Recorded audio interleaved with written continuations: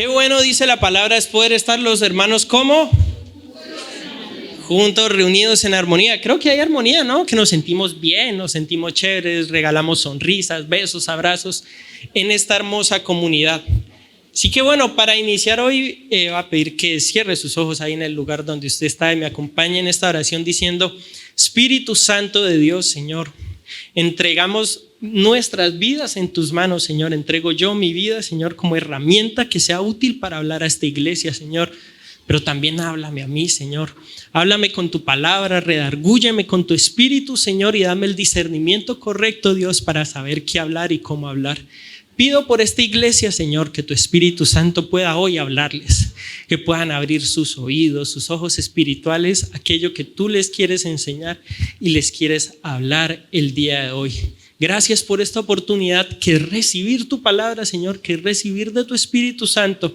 En el nombre de tu Hijo amado Jesús, dice la iglesia. Amén. Eso, con ganas, me gusta. Hoy nos levantamos con energía, ¿no? Pues estamos de feria, estamos enérgicos, estamos bonitos. Bueno, hablando de feria, el día de ayer padecí las carrozas desde las 8 de la mañana afuera, la casa, bulla, bullerengue, de todo. Hay bastante estrés, bendigo bastante a la gente que hace bulla, a la gente que pone vallenato a las 2, 3 de la mañana, a los conciertos. Anoche bendecí demasiado a ese tipo de personas, pero bueno, Dios poniendo a prueba el corazón de uno en distintas maneras. Esta semana le preguntaba al Señor acerca de qué hablar, de qué necesita la iglesia, cuál es el requerimiento de la iglesia. Y me vino una palabra común que utilizamos mucho dentro del lenguaje eclesial, dentro del lenguaje que utilizamos y hablamos dentro de la iglesia, es la palabra enemigo. Cuando en la iglesia hablamos de enemigo, ¿a qué hace referencia? ¿A qué entienden ustedes? El diablo, ¿sí o no? Cuando uno le habla, no, es que el enemigo, el diablo. Y hoy quiero hablar acerca de eso, de nuestro enemigo. Yo puse durmiendo con el enemigo y ojo, no es que estemos durmiendo con el diablo, no, señor. No, ese personaje yo lo tengo lejos, por allá, a cucaracha la piso y la echo lejos y chita acá. Pero voy a hablar de un enemigo el cual nosotros muchísimas veces subestimamos y que no reconocemos, porque solamente tenemos el concepto de que hay un solo enemigo, que hay uno solo, que es el diablo, el único que nos ataca, es el diablo el único que está en contra de nosotros. Entonces, si hay que reconocer, y lo dice la palabra, porque yo no puedo hacer conjeturas que no estén en la palabra, de que el diablo es nuestro principal y primordial enemigo. Lo dice en Primera de Pedro capítulo 5 versículo 8 y dice: sed sobrios y velad, porque vuestro adversario, el diablo, como león rugiente, anda alrededor buscando a quien devorar. ¿Qué nos dice la palabra y qué nos muestra? Que ¿cuál es el primer enemigo de todo cristiano? El diablo. Pero ¿qué también nos dice la palabra, nos enseña Jesucristo acerca de este enemigo? Nos dice: porque Dios nos dio poder para derribar fortalezas, para echar fuera demonios. Así que el diablo yo lo considero un enemigo que está por allá lejos, un enemigo que cada vez que acerca yo le digo: fuera acá, hijo de madre, cucaracha, y espiritualmente saco mi raid espiritual y le digo: en el nombre de Jesús se va, y le echo raid y se larga. Pero hay un enemigo con el que yo lucho y hablo mucho, con el que duermo, con el que estoy, y ese enemigo soy yo. Ese enemigo es mi carne, ese enemigo es mi personalidad, lo que yo soy.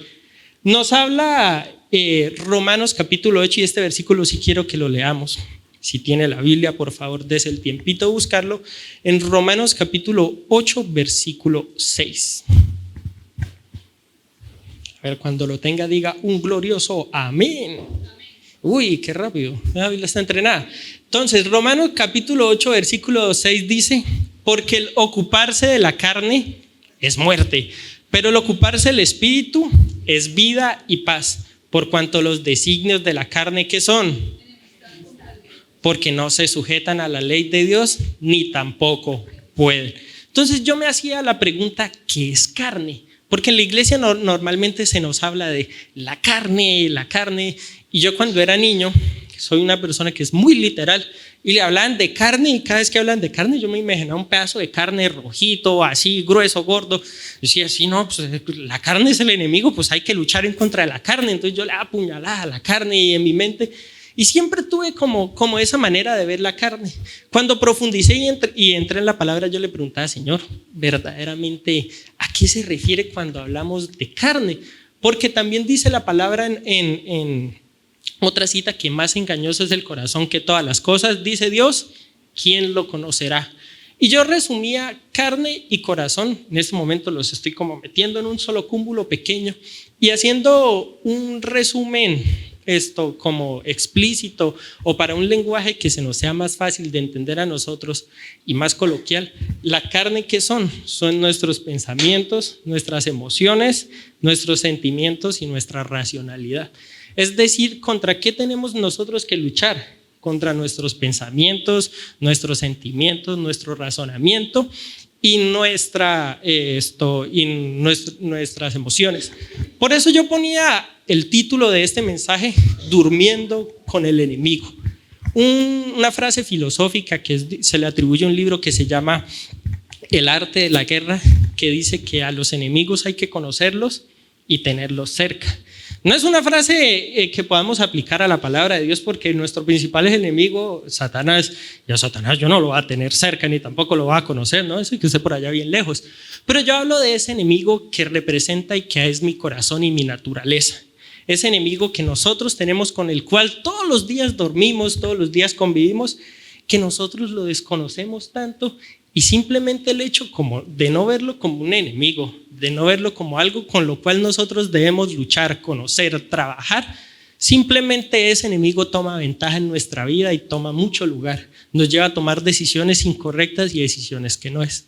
La primera manera en cómo esta naturaleza, esta racionalidad, estas emociones y estos sentimientos se manifiestan en nosotros como hombres es el miedo.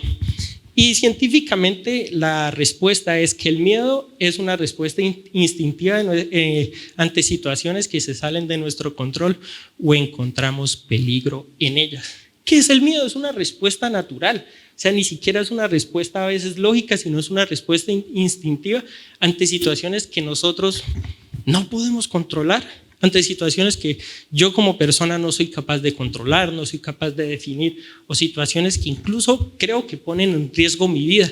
Y el miedo es eso que no me deja avanzar, que me protege supuestamente, que me cuida supuestamente de ese peligro y de ese temor. Y algo que ha pasado durante la iglesia y que es una concepción que tenemos dentro del evangelio, que se nos ha hablado de que el cristiano no puede tener miedo, ¿no? Se nos ha dicho que el miedo únicamente viene por parte del diablo, decir: no, Señor, es que tú me diste una promesa, tú me diste un plan, pero no, es que el enemigo me puso un dardo, el enemigo me puso miedo, y el enemigo, el diablo, ha podido conmigo, porque el diablo, cada vez que yo quiero hacer el plan de Dios, me pone miedo y no soy capaz. El diablo, cada vez que Dios me da una promesa, me pone miedo y no soy capaz. Y hemos espiritualizado nuestras emociones, nuestra racionalidad, al punto que le echamos la culpa al diablo en algo que él no tiene que ver. El diablo sí es malo, sí está planeando como león rugiente, pero el miedo o las emociones, lo que yo siento, lo que yo me paraliza, no proviene del diablo, no proviene de un enemigo externo. Si nosotros somos cristianos, él está lejos. Y en mi caso, yo soy un cristiano que tiene miedo, y sí considero que ese personaje lo tengo lejos. Ese personaje, cada vez que me huele a diablo, yo digo: no, fuera acá, diablo, mi madre, porque huele a chucha, huele a feo. Cada vez que yo siento ese aroma, eso lo digo: no, se me sale y se me larga de acá. Pero eso no significa que no sea un cristiano que tenga miedo, un cristiano que tenga ansiedad, un cristiano que se le sea difícil controlar sus emociones. Por eso el Señor me hablaba acerca de eso, deje de espiritualizar el miedo, de espiritualizar la ansiedad y esos temores y esos miedos que usted tiene, simplemente echándole la culpa al diablo. Y Dios me decía: no es el diablo, mano, es usted.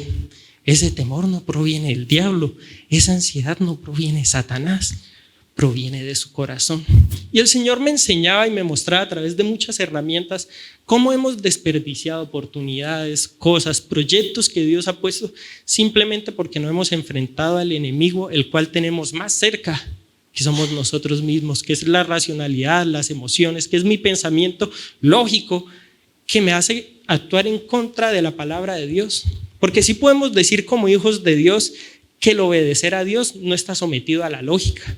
Dios a veces nos pone a nosotros a hacer cosas que no tienen lógica bajo nuestro razonamiento, y uno: Señor, ¿por qué? Y el Señor: no, es que yo no estoy diciendo, no le estoy diciendo para que me pregunte por qué, yo le estoy diciendo y que me obedezca, ¿sí o no?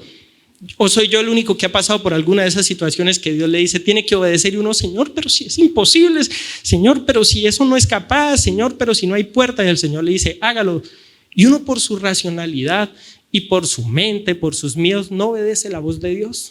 Hace poco me pasó una experiencia que me hizo sentir tan mal delante de Dios.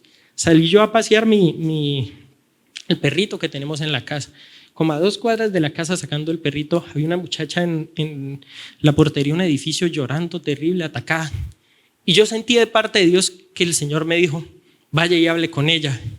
Y entonces yo duré toda la cuadra, no, esos son pensamientos míos, yo qué le voy a ir a hablar a esa muchacha, no, después va a decir que la estaba acosando. Y yo me acuerdo que yo jalaba a Simona y Simona no se quería ir de esa cuadra. Y yo, Simona, vámonos. Y Simona más fuerza hacía. Y yo me quería ir y yo, no. Y yo cada vez la veía y lloraba más duro. Y el Señor otra vez me volvía y me decía, Pablo, vaya y háblele. Y yo, no, eso es pensamiento mío. Simona, vamos, ya, Simona. Y el Señor continuaba, me hablaba, me volvía a decir, Pablo, vaya y háblele. ¿Qué dijo mi mente y mi razonamiento? No, Pablo, ¿usted qué le va a ir a hablar? Usted va a parecer un acosador. ¿Qué tal que alguien llorando y llegue una persona? ¿Qué dijo mis miedos? Usted no sabe hablarle a la gente así, usted es muy imprudente. ¿Qué dijo mi corazón? ¿Qué va a hacer allá, Pablo? No, siga más bien con Simona, eso no es la voz de Dios. Y simplemente por escuchar más las emociones, el razonamiento, no obedecí la voz de Dios. Créame que como a las 2 cuadras que iba, y yo me quedé así y me dieron unas ganas de llorar y me sentí tan mal porque yo le dije, Señor, no te obedecí. Y cuando ya me volví como, Señor, te voy a obedecer, pues ya no estaba. Me perdí la oportunidad de predicarle a alguien, me perdí la oportunidad de hablar algo de Dios, simplemente no por el diablo. Ese personaje está por allá lejos, yo ni idea, fue por mí. Fue por mi razonamiento, mis miedos, mi ansiedad, mi lógica, que me impidió tomar una decisión a algo que Dios me estaba hablando y que ya me estaba diciendo. Porque Dios me lo dijo y me lo dijo como 5 veces. Cada vez yo puse una excusa diferente. Primero, no, ¿qué me va a hacer? Yo como que voy a hablar. He conocido el poder de Dios en situaciones así, porque lo he visto. Testimonios de muchos de ustedes y cómo incluso mis papás le han hablado a gente así en medio de la calle y lo han hecho y Dios ha hecho una obra grande. Mi papá cuenta un testimonio de que abrazó a un señor que era habitante de calle y simplemente por obedecer la voz y dar ese abrazo a ese habitante de calle, la persona fue transformada a un hombre de Dios. Vivió sus últimos días, conoció la presencia de Dios y se transformó su vida por un simple abrazo. Y yo me cuestiono y me digo, ¿qué me pasó con la vida de esa muchacha que yo soy responsable a día de hoy simplemente por miedo? Por temor, ¿qué no hice? Por el miedo, la ansiedad de que no, ¿usted qué le va a hablar? ¿Usted qué le va a decir a esa muchacha? ¿Usted para qué le va a hablar si eso no es la voz de Dios? Porque el miedo a este enemigo que tengo acá pudo más con la lógica y el razonamiento divino que con lo que Dios me había dicho. Y al punto al que yo quería llegar, en la palabra de Dios tenemos demasiados ejemplos de aquellas personas que Dios les habló, les dio una dirección, les dio un proyecto, les dio un plan, pero por desconocimiento de su más cercano enemigo, simplemente no obedecieron ni escucharon la palabra de Dios. Con otros Dios tuvo incluso misericordia. Y vamos a ir a 2 de Timoteo. No, me salté, es que se me pasó la página. A Jueces capítulo 6, versículo 12. Jueces capítulo 6, versículo 12. Si lo tienen ahí, digan amén, duro, fuerte. Nada, pero es Biblia física, Manuel, así no se vale en el celular. Listo, ya la tenemos. Y dice, es la historia de un personaje en la Biblia que yo siempre juzgué. La verdad, yo cuando leía esa historia lo juzgaba. Yo decía, ay, Gedeón, Dios le dice y no obedece. A veces nosotros juzgamos desde un punto, pero no nos sentamos a analizar la situación. Y dice en Jueces capítulo 6, versículo 12, y el ángel de Jehová se le apareció a Gedeón, estamos hablando, y le dijo, Jehová está contigo, ¿qué? Varón esforzado y valiente. ¿Qué estaba viendo Jehová en Gedeón? Cualidades, le está diciendo, hombre, usted es un varón esforzado y un varón valiente entre la tribu de Israel, el pueblo de Israel. Y Gedeón respondió, Señor mío, si Jehová está con nosotros, ¿por qué nos ha sobrevenido todo esto? ¿Y dónde están todas sus maravillas que nuestros padres nos han contado diciendo, no nos sacó Jehová de Egipto? Y ahora Jehová nos ha desamparado y nos ha entregado en manos de los madianitas. Y mirándole Jehová le dijo, ¿qué dice? Y salvarás a Israel de las manos de los madianitas. ¿Y qué le dice el Señor? ¿No te envío yo? Entonces le respondió, Señor mío, ¿con qué salvaré yo a Israel? ¿Qué le acaba de decir el Señor? Dice, no te envío yo. Entonces, no te envío yo, dice el Señor. ¿Qué le había dicho a Gedeón? Hermano, yo veo en usted un hombre valiente, yo veo en usted un hombre esforzado, pero más allá de que usted sea esforzado, de que usted sea valiente, lo estoy enviando yo. Yo soy el poderoso de Israel que sacó a su pueblo de Egipto, como usted mismo lo dijo. Yo lo estoy enviando. Vaya y hágalo. Hágale, hermano. La patadita de la buena suerte. ¿Y qué responde Gedeón? Señor mío, ¿con qué salvaré yo a Israel? He aquí mi familia es pobre en Manasés y yo el menor de la casa de mi padre. Jehová le dijo, ciertamente que yo estaré contigo y derrotarás a los madianitas como a un solo hombre. ¿Y qué respondió su hijo? Madre incrédulo, yo te ruego que si haya hallado gracia delante de ti, me des una señal de que tú has hablado conmigo. Eso no era Gedeón y decir, ya, ¿cuántas veces le tienen que repetir y decir lo mismo, cabezón? Ya Dios le había dicho, usted es esforzado y valiente, usted es escogido, usted irá con mi poder, yo lo respaldaré y aunque haya 1000 serán como un solo hombre para usted. ¿Y qué dijo Gedeón? Yo te ruego que si he hallado gracia delante de ti, Señor, dame una señal. Señor, confírmamelo una sola vecesita más. ¿Y sabe qué es lo peor? Que Jehová no le confirmó una vez a Gedeón. No vamos a leer la historia completa porque no tenemos el tiempo. Pero si nosotros vemos y ténganlo como tarea, la historia completa no es 1 ni 2, hasta 3 veces Jehová le tuvo que confirmar a Gedeón de lo que él lo había escogido. Yo juzgaba a Gedeón y le decía, Gedeón, el mismo Señor hablándole, el mismo Dios diciéndole, Gedeón, mano, yo lo escogí, yo lo empoderé, yo le he dado talentos y tenía que pedir un poco de señales para salir a hacer lo que Dios le tenía. Y en medio de mi superioridad moral juzgando a Gedeón, me acordé de la chica que estaba llorando y yo paseando a Simón y yo dije, no puedo juzgar a Gedeón.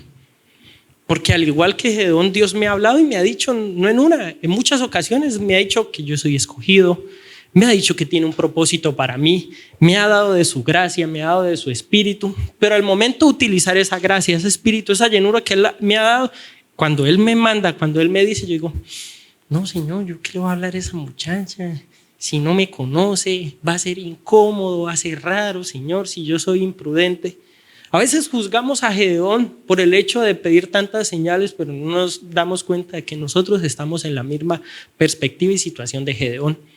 ¿A cuántos Dios les ha dado promesas, les ha dado planes, los ha empoderado, les ha dicho tú vas a hacer, yo te he escogido? Y al igual que Gedeón hemos dicho, Señor, dame una señal más. Señor, dame una señal más. Señor, vuélveme a hablar. En el capítulo no dice cuánto tiempo tardó Gedeón, pero quién sabe si tardó hasta años en eso. ¿Cuánto tiempo desperdició Gedeón ahí diciéndole, Señor, dame una señal, yo sé que me hablaste, pero confírmamelo, Padre, confírmamelo, necesito estar seguro? ¿Cuántas veces Dios nos ha hablado, nos ha dado una promesa, nos ha dado un propósito y nosotros simplemente estamos como Gedeón diciéndole, Señor, necesito que me lo confirmes otra vez porque así en tu palabra, así a la ligera, no creo, así en tu palabra a la ligera se me dificulta, se me hace complicado. Y aquí hay otra historia bíblica que me interesa mucho, me encanta y habla acerca de ese temor y ese miedo desde otra perspectiva. Quiero que vayamos todos juntos a Juan capítulo 11. Juan capítulo 11, cuando lo tengan, digan amén. Aquí sí vamos a leer bastantico de la historia. ¿Listo? Dice entonces, estaba entonces enfermo uno llamado como Lázaro de Betania, de la aldea de María y de Marta su hermana. María, cuyo hermano Lázaro estaba enfermo, fue la que ungió al Señor con perfume y le enjuagó los pies con su cabello. Enviaron pues las hermanas para decir a Jesús, Señor, he aquí el que amas está enfermo. Y oyéndolo Jesús dijo, ¿esta enfermedad qué? no es para muerte, sino para la gloria de Dios, para que el Hijo de Dios sea glorificado por ella. Y amaba a Jesús, a Marta, a su hermana y a Lázaro. Cuando oyó pues que estaba enfermo, se quedó 2 días más en el lugar donde estaba. Y luego, después de esto, dijo a los discípulos: vamos a Judea otra vez. ¿Qué le dijeron los discípulos? Rabí, ahora procuran los judíos apedrearte. ¿Otra vez vas para allá? Y respondió Jesús: no tiene el día 12 horas, el que anda de día no tropieza porque ve la luz del mundo. Aquí tenemos la primera perspectiva de miedo, de temor en esta historia bíblica. ¿Qué le dijeron los discípulos a Jesús? Señor, ¿usted qué va a ir a Judea? Señor, lo van a apedrear. Mi pregunta es, ¿sabían o conocían los discípulos que Jesús era el Hijo de Dios? ¿Habían visto los milagros? ¿Habían visto el poder de Jesús? ¿Sabían de la gloriosa presencia de Él? ¿Pero qué le decían los discípulos? No, Señor, no vaya a Judea, en Judea lo van a apedrear. Eso habla del miedo y el temor que va mucho más allá, incluso a veces de la racionalidad o lo que Dios habla a nosotros. Ellos tenían conocimiento del poder de Dios, pero el miedo o el temor de que no van a apedrear al Señor pudo más con ellos. Y no, Jesús, yo no quiero que lo apedreen, entonces no vayan. Y de eso quiero hablar y he hablado de esta mañana y es acerca de ese temor. Entonces continuamos con el versículo, dice, porque el que anda de día no tropieza porque ve la luz del mundo, pero el que anda de noche tropieza porque no hay luz en él. Dicho esto, les dijo después: nuestro amigo Lázaro duerme, mas voy a despertarle. Dijeron entonces sus discípulos: Señor, si duerme sanará. Pero Jesús les decía esto de la muerte de Lázaro y ellos pensaron que él hablaba de ¿qué? Reposar del sueño. Entonces Jesús les dijo claramente: Lázaro, ¿qué? Ha muerto. Y me alegro por vosotros de no haber estado allí. ¿Para qué? ¿Qué? Para que creáis, mas vamos a él. Entonces Tomás, llamado Dímido, a sus condiscípulos: vamos también nosotros. ¿Para qué? Para que muramos con él. Saltamos al versículo 17 y dice: vino pues Jesús y halló que hacía ya 4 días que Lázaro estaba en el sepulcro. Betania estaba muy cerca de Jerusalén, como a 15 estadios.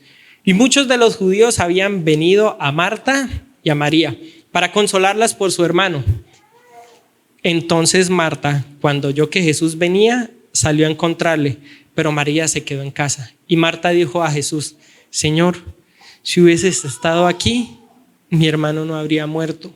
Mas también ahora todo lo que pidas a Dios, Dios te lo dará. Jesús le dijo: tu hermano resucitará. Marta le dijo: yo sé que resucitará en la resurrección. En el día postrero, le dijo Jesús: yo soy la resurrección y la vida. El que cree en mí, aunque esté muerto, vivirá. Y todo aquel que vive y cree en mí, ¿qué? ¿Crees esto? Le preguntó a Marta. ¿Qué dijo? Yo he creído que tú eres el Cristo, el Hijo de Dios, que has venido al mundo. ¿Creía ella en Jesús? ¿Creía en el poder de Jesús? Pero era incrédula a que Jesús lo podía sanar y a que Jesús no, sanar no, porque estaba muerto. ¿Cuál sanar? ¿Que que Jesús lo podía resucitar? Está como: sí, Señor, yo sé que tú lo puedes, y en el día de Pentecostés o en el día de la resurrección lo despertarás junto con todos. Jesús le está diciendo: no, yo no, ese día yo digo ya, y ella: sí, Señor, sí te creo, sí, Señor, claro, muy bien. ¿Qué pasaba? ¿Qué decía? Hablaba de la incredulidad, el miedo y la lógica, que simplemente no enfrentó a ese enemigo, ese razonamiento lógico que nosotros tenemos, que nos impide creer en esos milagros y en ese mover del Espíritu Santo. Porque para nosotros, si nos dicen y nos hablan un muerto de 4 días, que dice ahí mismo, Yayede, nos dice: vamos a resucitarlo, ¿qué pensamos todos? Ya que lo va a resucitar. Creo que incluso el más cristiano bajo lógica dice: no, se puede resucitar por ahí la primera hora de muerto. Ya después de 1 hora ya está muy complicado, ¿no? Ya comienza a oler feo. Ahí lleva 4 días y Jesús mismo le dijo: no, yo lo voy a resucitar. Y ya: sí, Señor, yo sé que en el día de resurrección Él va a resucitar. Y eso habla de entregar y enfrentar a ese enemigo, porque incluso a mí a día de hoy, si eso pasara, me costaría un muerto de 4 días y que venga alguien a decirme: va a resucitar, se va a levantar. Difícil de pensarlo. Por eso no juzguemos a esas personas, pero sí enfrentemos ese temor, esos miedos y esa lógica que nos lleva. Entonces salto al versículo 35, que es un versículo muy corto, pero muy importante, y dice que Jesús lloró.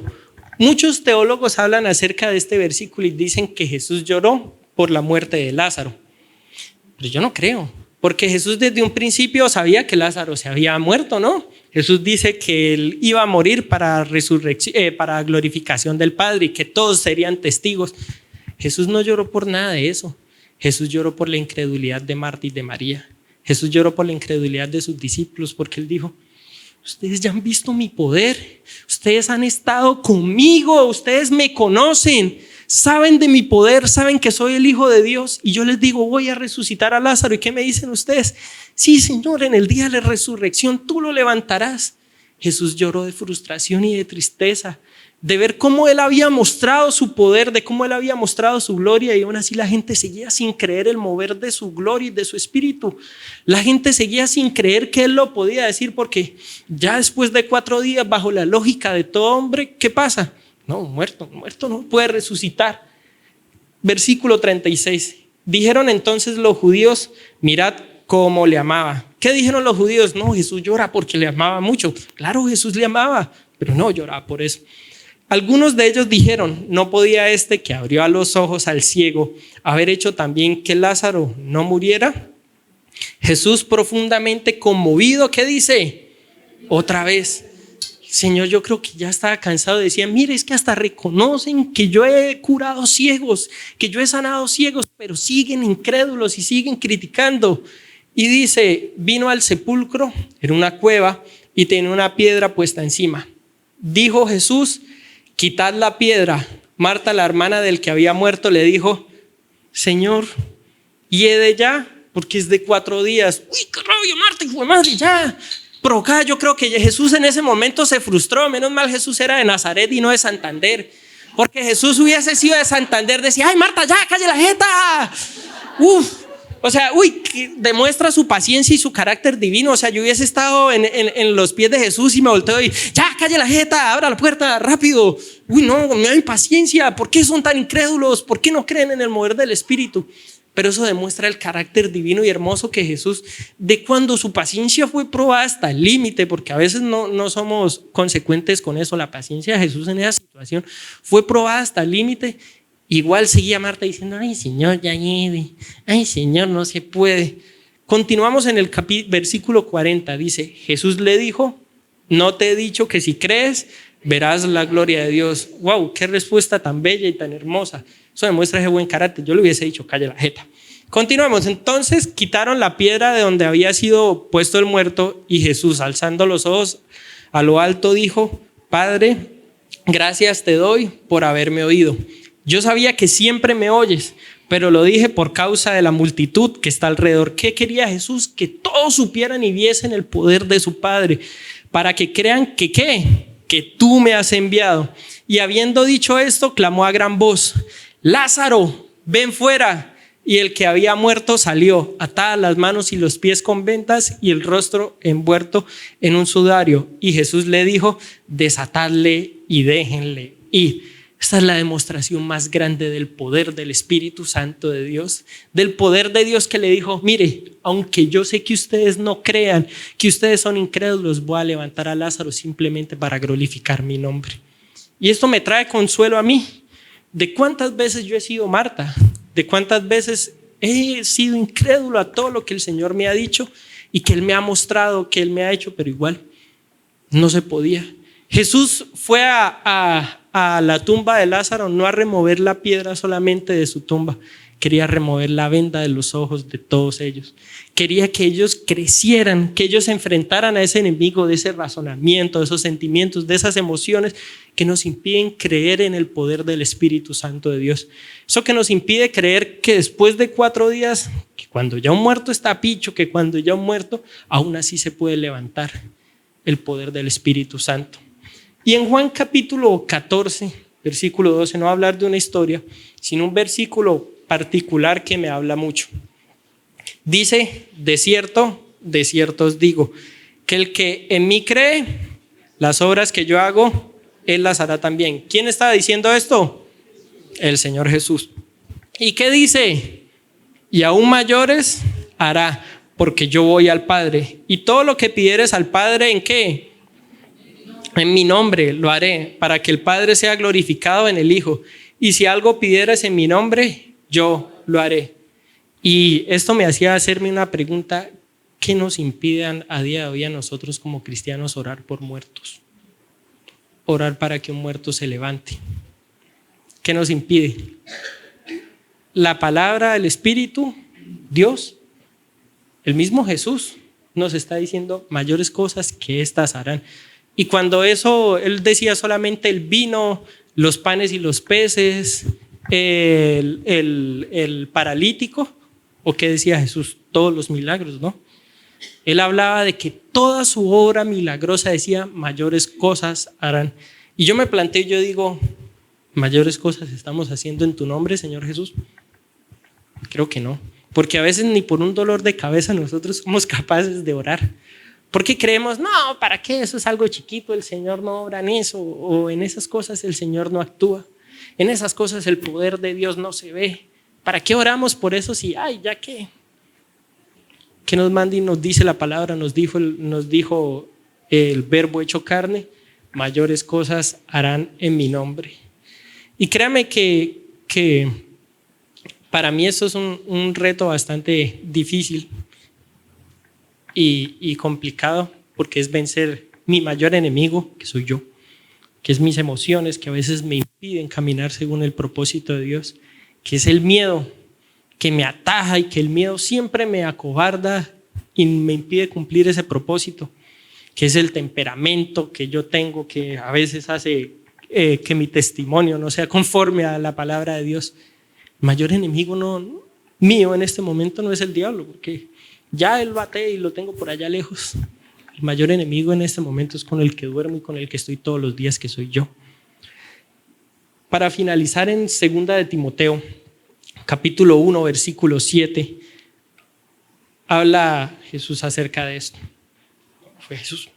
Porque no nos ha dado Dios espíritu de cobardía, sino de poder. Qué pena, no fue Jesús, sino fue Pablo el que habló esto. De amor y de dominio propio. Por tanto, no te avergüences de dar testimonio de nuestro Señor, ni de mí, preso suyo, sino participa en las aflicciones por el evangelio según el poder de Dios, quien nos salvó y nos llamó con llamamiento santo, no conforme a nuestras obras, sino según el propósito suyo y la gracia que nos fue dada en Cristo Jesús antes de los tiempos de los siglos.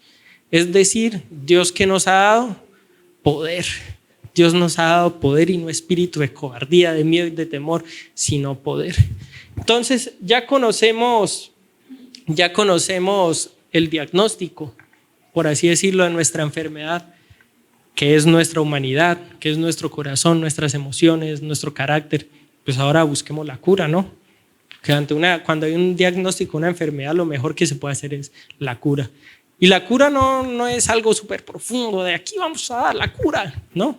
La cura es algo sencillo, la cura es la palabra de Dios, la cura es la fe, la cura son los dones del Espíritu Santo y la obra del Espíritu Santo en nuestro corazón.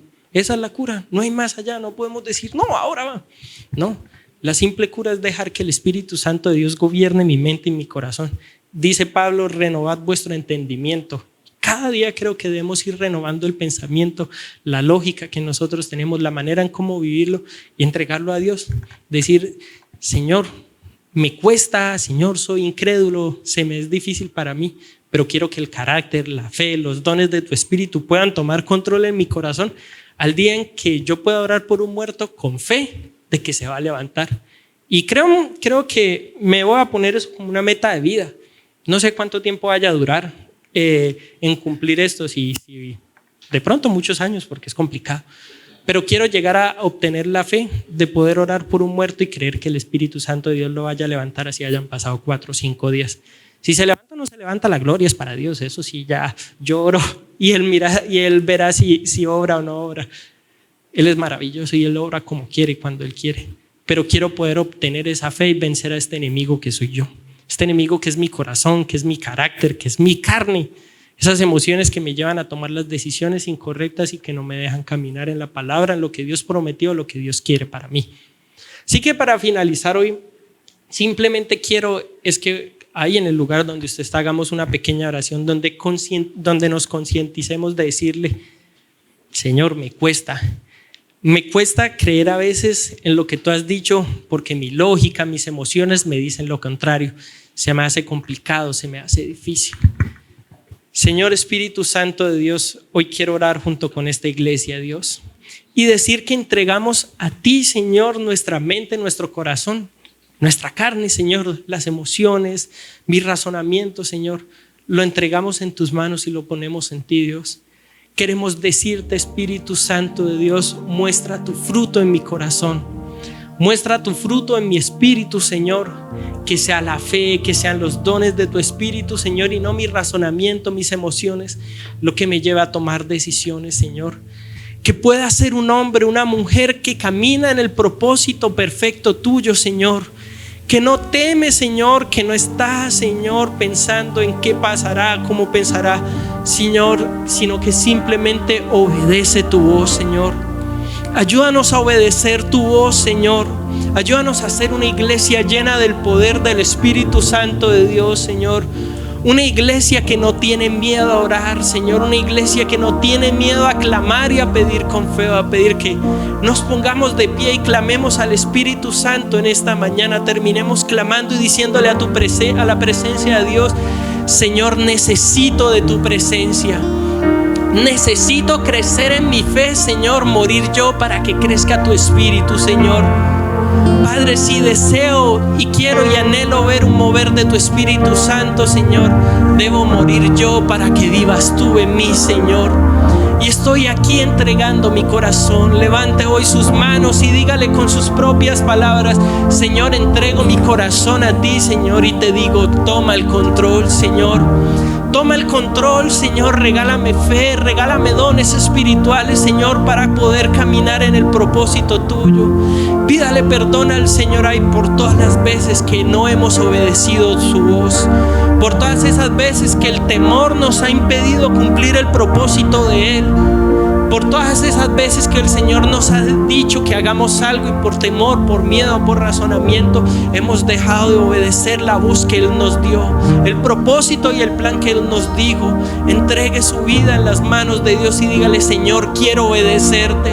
Dígale: Padre, Señor, quiero obedecerte, Señor. Quiero caminar en fe, Señor. Quiero caminar en el propósito tuyo sin temor, Señor, Padre. Simplemente creyendo en ti, Dios, creyendo en lo que tú vas a hacer, Señor, en cómo tú te vas a mover en mi vida, Espíritu Santo de Dios. Levantar a ti mis manos, maravilloso Jesús, milagroso Señor. Llenas el lugar de tu presencia. Haz descender tu poder a los que estamos aquí. Creo en ti, Jesús. Dile: Señor, creo en lo que estás, En lo que harás, en lo que harás en mí.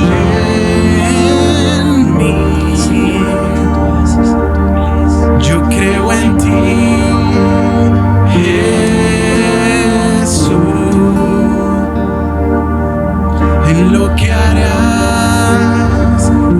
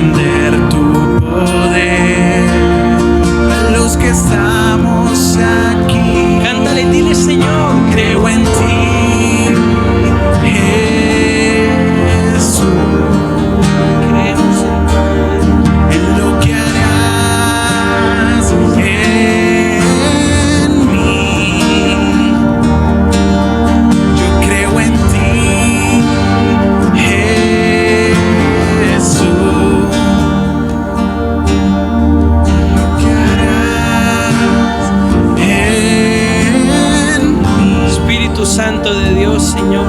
en mí, Gracias por hoy haber hablado en nuestro corazón, Señor. en mí. Gracias porque tú hablas a tu iglesia, Señor, y la empoderas con tu espíritu, Señor.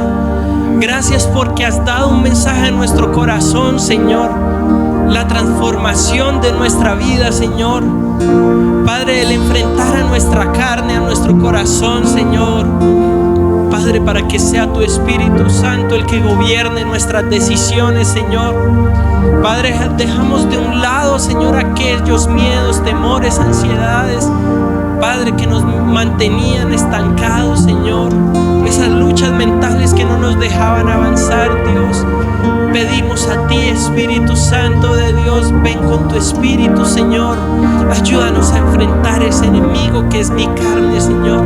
Ese enemigo que es mi corazón, Dios, Espíritu Santo de Dios. Rindo hoy mi espíritu a ti, Señor, mi corazón, Señor, todo lo que soy. Pido y necesito de tu presencia, Señor. Te damos hoy toda la gloria y la honra a ti, Espíritu Santo de Dios, en el nombre de tu Hijo amado Jesús. Amén, amén, amén. Dándole un aplauso al Espíritu Santo de Dios.